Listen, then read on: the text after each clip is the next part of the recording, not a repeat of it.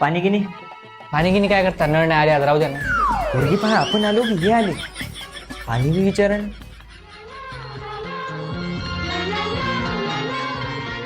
काय काय शिकली मुलगी मी हॅट्रिक पास आहे. मॅट्रिक हा मॅट्रिक पास आहे.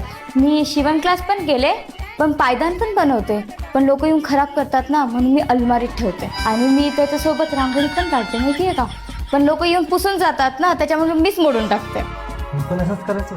10वी पेपर लिहायचो, मास्तर मार्क कमी देईल म्हणून बोलून टाका. मी मेकअपचे क्लासेस पण केले आहे.